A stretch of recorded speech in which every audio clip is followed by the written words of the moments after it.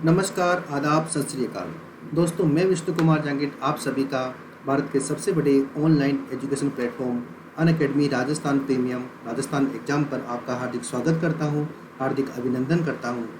साथियों, कैसे हो आप सभी?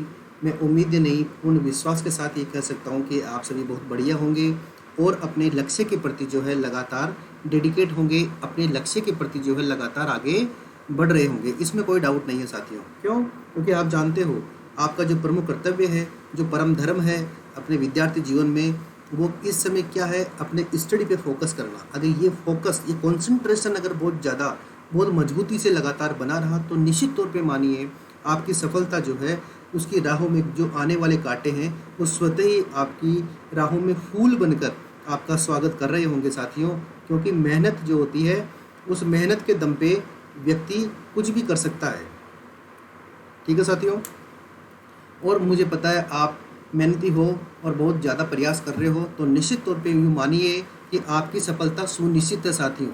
आपकी सफलता क्या है? सुनिश्चित है। कभी भी डाउन डाउन अगर अप्स एंड डाउन्स लाइफ में आते हैं, कभी भी डाउन वाली पोजीशन हो, तो आपको क्या करना है? Bounce back. क्या करना है? बाउंस बैक करना है। उसके बाद फिर आगे शुरू हो जाना है। तो आइए हम भी शुरू हो जाते हैं।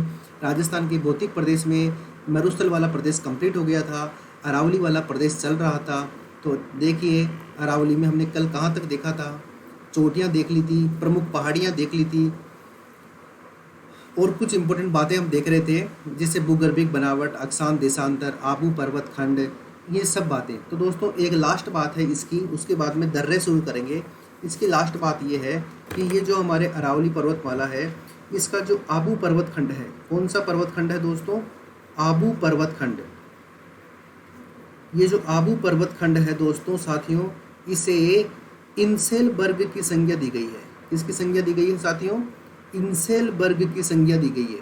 कोई आपसे पूछे कि भाई इंसेलबर्ग की संज्ञा किसे दी गई है, तो आप बताना आबू पर्वत खंड को इंसेलबर्ग की संज्ञा दी गई है, क्योंकि ये सबसे बेस्ट पार्ट है अपनी अरावली का।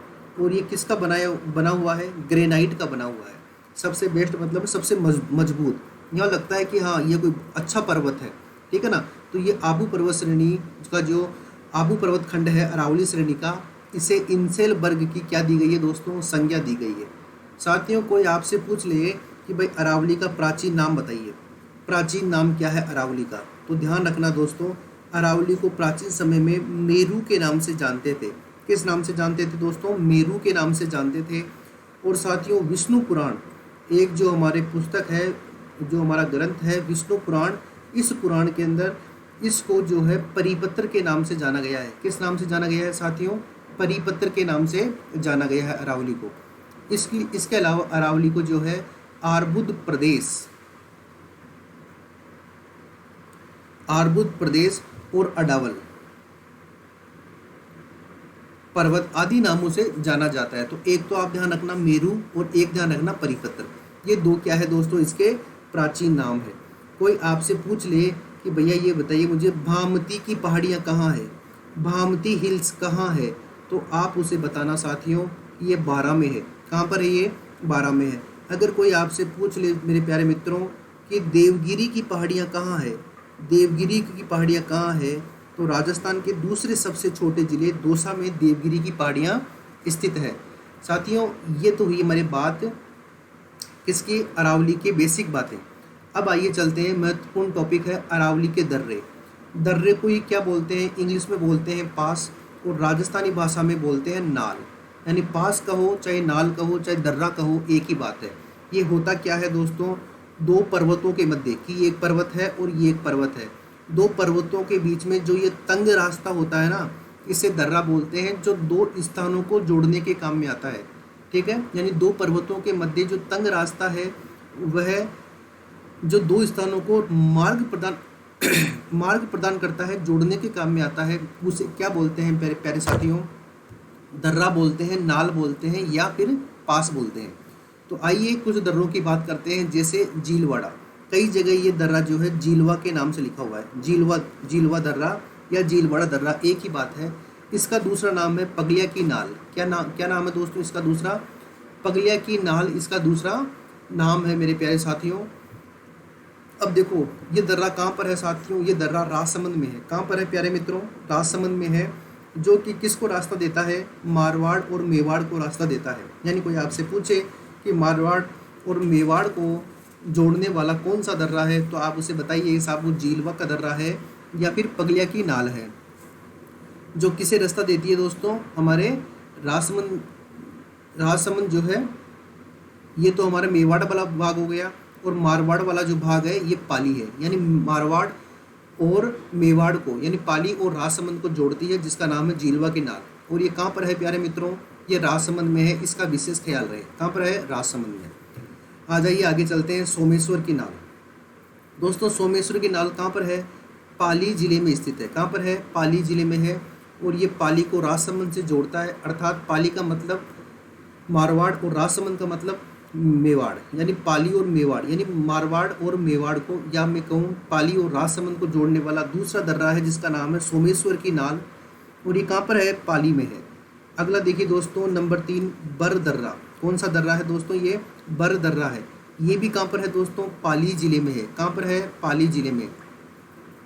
और दोस्तों ये जो बर दर्रा है ना, ये बड़ा महत्वपूर्ण है। ये अजमेर ब्यावर, ब्यावर जो है ये किसका क्षेत्र है दोस्तों, अजमेर का क्षेत्र है। ब्यावर किसका क्षेत्र है, अजमेर का क्षेत्र है। तो दोस्तों जो बर दर्रा है ये पाली और अजमेर को जोड़ता है। किसको जोड़ता है दोस्तों, पाली और अजमेर को जोड़ता है। यानी आप यूँ कह सकते हो कि मारवाड़ कि पाली जो है ये मारवाड़ वाला भाग है, और ब्यावर जो है ये मध्य राजस्थान वाला भाग है। यानी मारवाड़ को मध्य राजस्थान से जोड़ने वाला दर्रा कौन सा है, बर दर्रा है। इसका नाम क्या है मेरे प्यारे मित्रों, बर नाम है। कहाँ पर है, ये पाली में है। किसको जोड़ता है, पाली और अजमेर को जोड़ता है। मध्यकाल की बात करूँ मैं, मिडिल एज की, तो दोस्तों यहाँ पे जोधपुर आगरा मार्ग गुजरता था। जो मुगल काल के अंदर इस मार्ग का प्रयोग किया जाता था, जोधपुर आगरा मार्ग, वो इसी पास से होकर गुजरता था साथियों। अगला देखिए साथियों, देसूरी की नाल। कौन सी नाल है दोस्तों, देसूरी की नाल। और देसूरी की नाल भी कहाँ पर है, पाली में है, जो किसको जोड़ती है, मेवाड़ और मारवाड़ को जोड़ती है। तो साथियों यहाँ पर देखो, हमने पाली की अगर हमने बात करी, तो पाली की हमने एक नाल देखी जिसका नाम है सोमेश्वर की नाल, सोमेश्वर की नाल। दूसरा नाम हमने देखा बर दर्रा, यानी बर पास। और तीसरा नाम हमने देखा मेरे प्यारे मित्रों, देसूरी पास। क्या नाम है, देसूरी पास। तो दोस्तों ये पाली के 3 दर्रे हमने देखे हैं। इसमें सबसे महत्वपूर्ण सोमेश्वर और देसूरी, ये पाली और राजसमंद यानी मेवाड़ और मारवाड़ को जोड़ते हैं, जबकि जो बर दर्रा है ये अजमेर और पाली को जोड़ता है। ठीक है दोस्तों, हमने यहाँ पर इस सीट में 3 तो पाली के और 1 राजसमंद का दर्रा देखा है। आगे चलते हैं दोस्तों, हाथीगुड़ा की नाल। क्या नाम है दोस्तों, हाथीगुड़ा की नाल है। और हाथीगुड़ा की नाल कहाँ पर है प्यारे प्यारे मित्रों, राजसमंद में है। कहाँ पर है, राजसमंद में है। और ये पाली और राजसमंद की सीमा पर मार्ग प्रदान करती है। यानी वही बात है, पाली और राजसमंद को हाथीगुड़ा की नाल जोड़ती है। और इसी के पास ही राजसमंद का जो कुंभलगढ़ दुर्ग है वो इसी के पास स्थित है। यानी आपसे यूँ भी पूछा जा सकता है कि आप कुंभलगढ़ दुर्ग के ऊपर खड़े हो तो आपसे सबसे निकटतम नाल कौन सी है, तो हाथीगुड़ा की नाल सबसे नज़दीक है, जो कहाँ पर है, राजसमंद में है। तो राजसमंद में 2 नाल हो गई है दोस्तों। एक तो हमने देखा पगलिया या झीलवा की नाल, और दूसरा देखा हाथीगुड़ा की नाल। तो 2 नाल हो गई है राजसमंद में। तीसरी बात करते हैं राजसमंद की, हल्दी घाटी की नाल। कौन सी है दोस्तों, हल्दी घाटी की नाल। ये भी कहाँ पर है, राजसमंद में है। हल्दी घाटी पता ही है आपको, 21 जून 1576 को मानसिंह के नेतृत्व के अंदर, कछवा शासक मानसिंह के नेतृत्व के अंदर मुगल सेनाएं हल्दी घाटी में वीर शिरोमणि मेवाड़ प्रतापी शासक जिनका नाम है महाराणा प्रताप, उनसे इनसे युद्ध हुआ, हल्दी घाटी का युद्ध, जिसमें हल्दी घाटी के युद्ध में महाराणा प्रताप को नुकसान हुआ, लेकिन महाराणा प्रताप को जिंदा पकड़ नहीं सके। इसकी वजह से जो कछवा शासक मानसिंह जी थे वो दिल्ली दरबार में, यानी मुगल साम्राज्य में एंट्री के लिए, दिल्ली दरबार में एंट्री के लिए कुछ समय प्रतिबंधित कर दिए गए थे, क्योंकि वो जिंदा नहीं पकड़ पाए थे उन्हें, इसलिए। तो दोस्तों यही हल्दी घाटी की नाल है जो राजसमंद में स्थित है। और यहाँ पर चंदन के वृक्ष पाए जाते हैं। किसके, इन सैंडल ट्री यानी चंदन के वृक्ष यहाँ पे पाए जाते हैं। वर्तमान में इसे टूरिस्ट पॉइंट के रूप में प्रसिद्ध किया जा रहा है दोस्तों। तो दोस्तों 3 नाल मैंने आपको बताई है। एक तो पगले या झीलवा की नाल है, दूसरा हाथीगुड़ा की नाल है, और तीसरी नाल हमने देखी हल्दी घाटी की नाल। कौन सी देखी दोस्तों, हल्दी घाटी की नाल।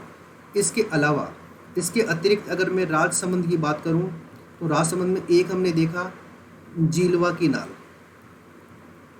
दूसरा हमने देखा दोस्तों हाथीगुड़ा की नाल। प्यारे मित्रों, तीसरा हमने देखा जिसका नाम है हल्दी घाटी की नाल।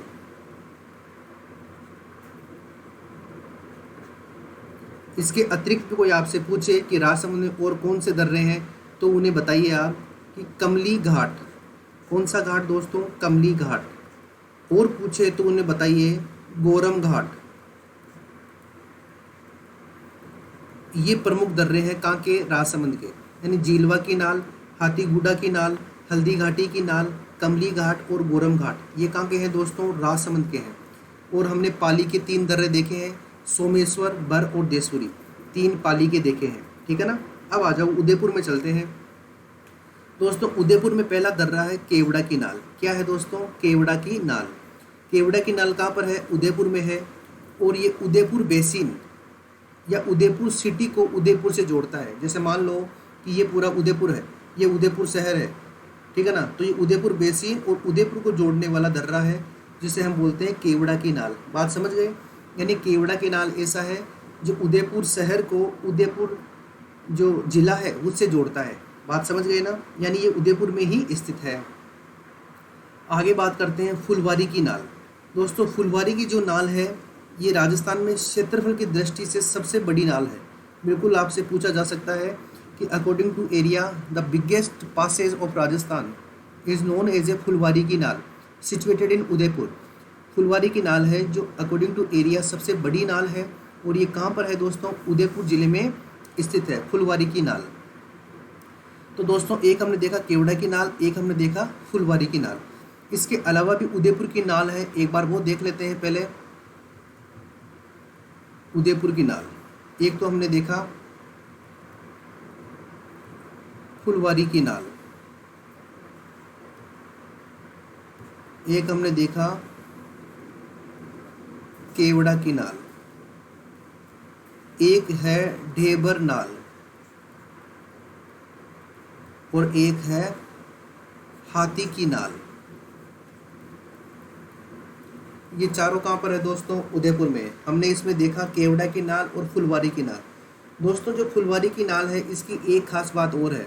इसी फुलवारी की नाल से 3 नदियां हैं, सोम, मानस और वाकल। सोम, मानस और वाकल, ये 3 नदियां हैं साथियों जो इस नाल से होकर बहती है। ये 3 नदियां हैं मेरे प्यारे मित्रों जो इस नाल से होकर बहती है। फुलवारी की नाल से, जो कि राजस्थान की सबसे बड़ी नाल है और उदयपुर में स्थित है। यहाँ से 3 नदियाँ सोम, मानस और वाकल। कौन सी नदियाँ दोस्तों? सोम, मानस और वाकल। ये तीनों नदियाँ जो है यहाँ से बहती है साथियों। तो देखो दोस्तों केवड़ा की नाल हो गई, फुलवारी की नाल हो गई और फिर हमने देखा केवड़ा की नाल हो गई, फुलवारी की नाल, ढेबर नाल और हाथी की नाल। ये सभी कहाँ पर है दोस्तों? हमारे उदयपुर में है। आप इसे यूँ भी देख सकते हो कि केवड़ा का फूल ढेबर नदी के किनारे हाथी ने तोड़ा। केवड़ा का फूल, केवड़ा हो गया, केवड़ा का फूल, फुलवारी हो गई, केवड़ा का फूल ढेबर नदी के किनारे यानी ढेबर की नाल, हाथी ने तोड़ा यानी हाथी की नाल। ये चारों नाल कहाँ पर है मेरे प्यारे मित्रों? ये सब कहाँ पर है मेरे प्यारे दोस्तों? अलवर में है, सॉरी उदयपुर में है। कहाँ पर है दोस्तों? उदयपुर में है। फुलवारी की नाल, केवड़ा की नाल, ढेबर की नाल और हाथी की नाल। यानी आपको क्या ट्रिक याद रखनी है कि केवड़ा का फूल यानी केवड़ा की नाल और फुलवारी की नाल, ढेबर नदी के किनारे हाथी ने तोड़ा यानी ढेबर की नाल और हाथी की नाल, ये सभी कहाँ पर है? हमारे उदयपुर में है। कहाँ पर है? माउंटेन और फाउंटेन का शहर, झीलों की नगरी उदयपुर में है, जिसकी स्थापना 1559 में महाराणा उदय सिंह ने करी थी। ये वही उदयपुर है साथियों। ठीक है, तो ये उदयपुर के कुछ पासेस हुए। अब आगे देखो, एक पास का नाम लिखा हुआ है बोरांग दर्रा। क्या नाम है दोस्तों? बोरांग दर्रा। आपने पढ़ा नहीं होगा, सुना नहीं होगा, इसका ध्यान रखना। जो बोरांग दर्रा है ये कहाँ पर है दोस्तों? सिरोही में है। और सिरोही को किससे जोड़ता है साथियों? उदयपुर से जोड़ता है। किससे जोड़ता है? उदयपुर से जोड़ता है। यानी बोरांग दर्रा कहाँ पर है? सिरोही में है। और सिरोही को किससे जोड़ता है? उदयपुर से जोड़ता है। बस इतना ध्यान रखो। बोरांग का मतलब है सिरोही और उदयपुर। दोस्तों एक है पीपली की नाल। क्या नाम है दोस्तों? पीपली की नाल। देखो राजस्थान में सर्वाधिक ऊंचाई पर स्थित नाल का नाम क्या है दोस्तों? पीपली की नाल। राजस्थान में सर्वाधिक ऊंचाई पर स्थित नाल का क्या नाम है मेरे प्यारे मित्रों? पीपली की नाल है, जो कहाँ पर स्थित है दोस्तों? अजमेर जिले में स्थित है। कौन सी नाल है दोस्तों? पीपली की नाल है। और ये कहाँ पर है दोस्तों? राजस्थान के हृदय या राजस्थान के मक्का मदीना जिसे बोलते हैं अजमेर, अजमेर में स्थित है। अजमेर में देखो एक तो हो गई पीपली की नाल, और कोई आपसे और पूछे तो उसे बताइए कि परवेरिया, परवेरिया की नाल भी कहाँ पर है दोस्तों? अजमेर में है। छोटी छोटी नाल है दोस्तों ये। और एक का नाम है शिवपुर घाट। क्या नाम है दोस्तों? शिवपुर घाट। ये भी कहाँ है? अजमेर में है। और एक का नाम है दोस्तों सुरा घाट। क्या नाम है? सुरा घाट। ये भी कहाँ पर है? अजमेर में है। तो साथियों अजमेर की 4 नाल मैंने आपको बताई है। पीपली की नाल, इसकी सबसे बड़ी खास बात है कि ये सबसे ऊंचाई पर स्थित है। दोस्तों सबसे ऊंचाई पर स्थित नाल कौन सी है? पीपली की नाल। दोस्तों क्षेत्रफल के आधार पर सबसे बड़ी नाल कौन सी है? फुलवारी की नाल। ठीक है ना। और शिवपुर घाट और सुरा घाट यानी पीपली, परवेरिया, शिवपुर घाट और सुरा घाट। आप यूं भी कर सकते हो, पीप सिसु, ये शॉर्ट फॉर्म हो गई। पी यानी पीपली, प यानी परवेरिया, सी यानी शिवपुर, सु यानी सुरा। ये चारों जो पासेज है ये कहाँ पर है प्यारे मित्रों? अजमेर में है।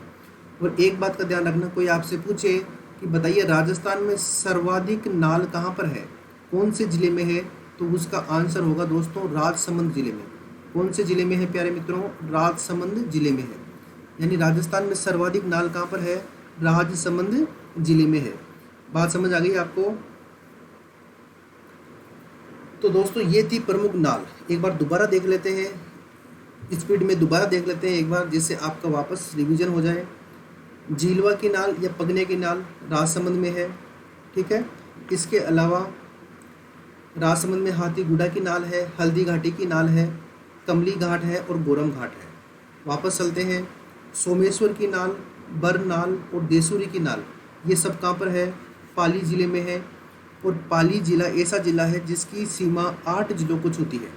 ठीक है ना। इसके अलावा केवड़ा की नाल उदयपुर में है, फुलवारी की नाल उदयपुर में है, हाथी की नाल उदयपुर में है और ढेबर की नाल उदयपुर में है। तो 4 नाल तो हो गई उदयपुर की, ठीक है। 3 नाल हो गई पाली की, और 3 या 4 नाल हो गई अजमेर की, और 5 नाल मैंने आपको बताई राजसमंद की, और 1 नाल आपको बताई सिरोही की। तो सिरोही का कौन सा दर्रा है? बोरांग दर्रा। दोस्तों ये जो नाल है ना, ये केवल ज्योग्राफी नहीं है। ये क्या करता है, इसका महत्व है ये वेस्टर्न कल्चर, जो पश्चिम की संस्कृति है ना दोस्तों, उसको पूर्वी संस्कृति से जोड़ता है। जो पश्चिमी संस्कृति है उसे किससे जोड़ता है साथियों? पूर्वी संस्कृति से जोड़ता है। इसलिए यहाँ पर भूगोल का सांस्कृतिक प्रभाव दिखाई देता है। भूगोल का कैसा प्रभाव दिखाई देता है साथियों? सांस्कृतिक प्रभाव दिखाई देता है। क्योंकि जब ये अगर ये रास्ते नहीं होते तो इनको पहाड़ों को काट कर बनाना पड़ता, या फिर वहाँ के लोग कम मूवमेंट करते, पहाड़ पर चढ़ते और पहाड़ को उतरते। ठीक है ना। फिर कोई दशरथ मांझी बनता राजस्थान का भी, जो पहाड़ को काट देता छेनी हथौड़े से और बोलता जब तक तोड़ेंगे नहीं तब तक छोड़ेंगे नहीं। बात समझ आ रही है प्यारे मित्रों? चलिए साथियों, अब मैं आपको दक्षिण पूर्वी राजस्थान के 4 दर्रे बताता हूँ।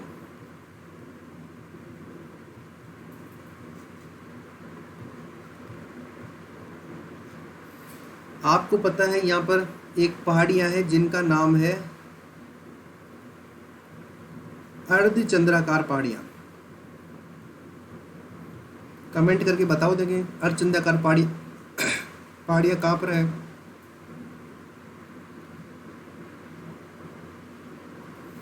ये है मुकुंदरा हिल्स।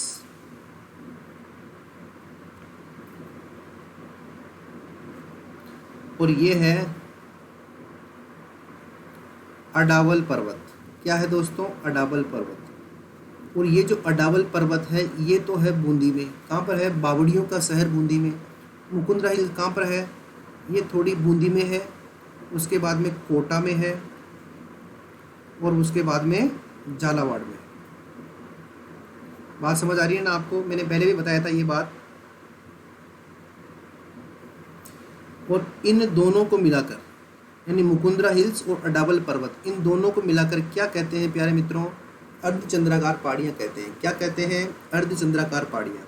अब मान लो ये अर्धचंद्राकार पहाड़ियाँ हैं इस तरह से, ठीक है मेरे प्यारे मित्रों। अब यहाँ पर ये 4 दर्रे हैं, 1 2 3 और 4। ये 4 दर्रे हैं दोस्तों। इनका नाम क्या है वो देखो। लाखेरी दर्रा,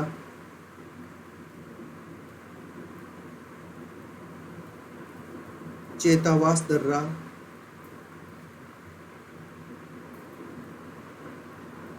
खटखट दर्रा और रामगढ़ दर्रा। इसमें सबसे महत्वपूर्ण बात क्या है दोस्तों? देखो, लाखेरी, चेतावास, खटखट और रामगढ़। यानी आप एक ट्रिक बना सकते हो कि लालचंद के रुपए बाकी है भैया। किसके रुपए बाकी है? लालचंद के रुपए बाकी है, जो कि नौकरी लगते ही चुकाएंगे हम, ठीक है ना। तो एल, लालचंद का एल का मतलब लाखेरी, सी का मतलब चेतावास, के का मतलब खटखट और आर का मतलब रामगढ़। ये 4 दर्रे हैं दोस्तों। ये लाखेरी वही है जहाँ पर 1916 में राजस्थान के अंदर पहला सीमेंट का कारखाना लगा था ना, लाखेरी बूंदी में, केशवराय पाटन के पास में। यहाँ पे चीनी मिल, शुगर मिल भी है। तो लाखेरी दर्रा, चेतावास दर्रा, खटखट दर्रा और रामगढ़ दर्रा। इसमें खटखट दर्रे की एक खास बात है साथियों। खटखट दर्रे की एक खास बात है। खटखट दर्रे की क्या खास बात है मेरे प्यारे मित्रों? दोस्तों, ये जो खटखट दर्रा है ना, इस दर्रे के पास में से एक नदी गुजरती है जिसका नाम है मेज नदी। यानी मेज नदी का प्रवाह होता है दोस्तों इसी नदी से। और मेज नदी में एक दुर्घटना हो गई थी अभी पिछले 7-8 महीने पहले, जनवरी फरवरी के अंदर, संभवतः फरवरी या मार्च होगा। उसमें एक बस जो है इस खटखट दर्रे से नीचे गिर गई थी मेज नदी में, जिसके अंदर बहुत सारे लोग जो है हमारे अकाल मृत्यु को प्राप्त हो गए थे। बात समझ रहे हो ना आप मैं क्या कहना चाह रहा हूँ? तो ये अपना क्वेश्चन आ सकता है एग्जाम पॉइंट ऑफ व्यू से कि खटखट दर्रे से कौन सी नदी बहती है? मेज नदी। या पूछ ले कि मेज नदी का संबंध किस दर्रे से है? खटखट दर्रे से है। और दोस्तों, ये जो दर्रे हैं ना, ये बूंदी और कोटा के बीच में है। कहाँ पर है? बूंदी और कोटा के बीच में है ये दर्रे। बात समझ गए आप? कोटा और बूंदी के बीच में है। और दोस्तों, जो लाखेरी दर्रा है ना, ये लाखेरी दर्रा, ये हमारे बूंदी और सवाई माधोपुर के बीच में है। किसके बीच में है? बूंदी और सवाई माधोपुर के बीच में है हमारा लाखेरी पास।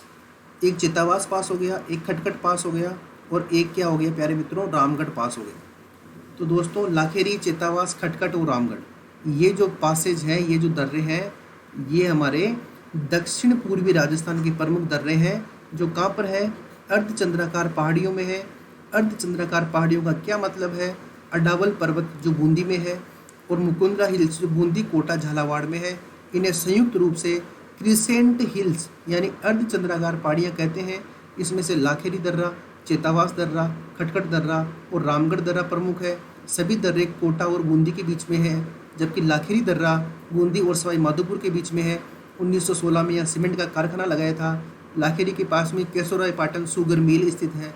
और खटखट दर्रे से मेज नदी का प्रवाह होता है। और मेज नदी जो है अभी इस साल के शुरुआती दौर में चर्चा में आई थी, क्योंकि एक नदी जो है खटखट दर्रे से मेज नदी के अंदर गिर गई थी साथियों। तो ये हुए आपके पासेज कंप्लीट। आपके क्या कंप्लीट हुए? दर्रे। अगर कोई आपसे पूछे कि अरावली की दिशा बताइए, हिंदी की दिशा तो आप बता दोगे, लेकिन मैं बता रहा हूँ आपको, ये पूर्वी भाग है, ये पश्चिमी भाग है, ये उत्तरी भाग है और ये दक्षिणी भाग है। दोस्तों, हिंदी की अगर बात करूँ मैं, संस्कृत की बात करूँ तो इसे बोलते हैं ईशान कोण। क्या बोलते हैं? ईशान कोण। इसे बोलते हैं साथियों आग्नेय कोण। क्या बोलते हैं? आग्नेय कोण। इसे बोलते हैं साथियों वायव्य कोण। क्या बोलते हैं? वायव्य कोण। और साथियों इसे बोलते हैं नैऋत्य, नैऋत्य कोण बोलते हैं। और ये हमारी अरावली जो है दक्षिण पश्चिम से उत्तर पूर्व की ओर फैली हुई है, इस तरह से है। तो अगर कोई आपसे पूछे कि अरावली की दिशा क्या है, और नाम इस प्रकार के दे दे तो इसका आंसर क्या होगा? ईशान से नृत्य।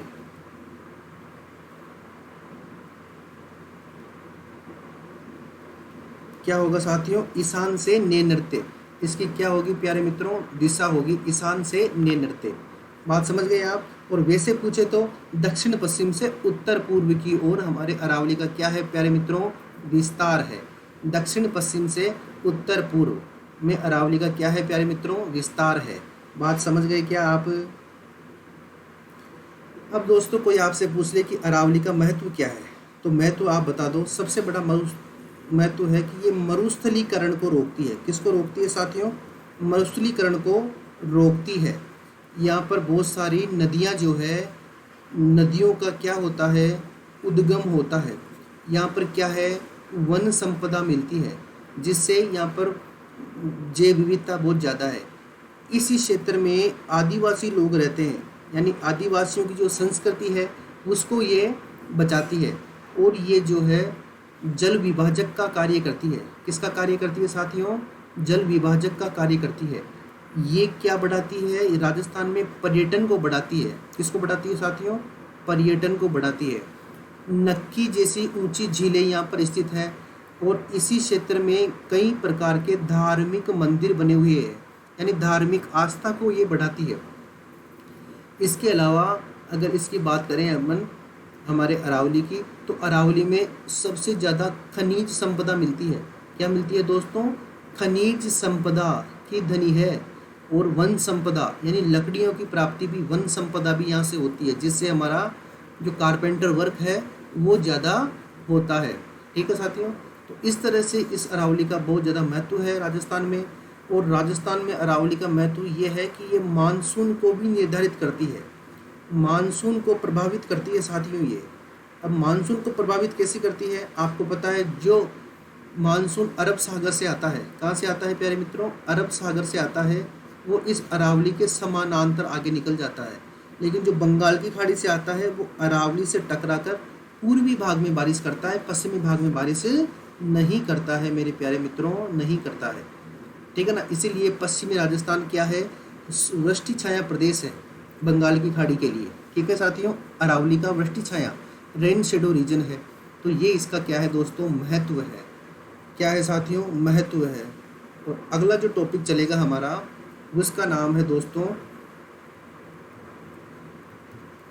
उत्तर पूर्वी मैदान, यानी राजस्थान का उत्तर पूर्वी मैदान। राजस्थान का उत्तर पूर्वी मैदान साथियों, ये इसका नाम है टॉपिक का। ये टॉपिक चलेगा आज इतना ही। इसके ज़्यादा इसके आगे जो है कल पढ़ेंगे। और अरावली कंप्लीट हो गई है। अब हमारा जो टॉपिक है वो उत्तर पूर्वी मैदानी भाग, ये टॉपिक चलेगा। तो साथियों आज इतना ही।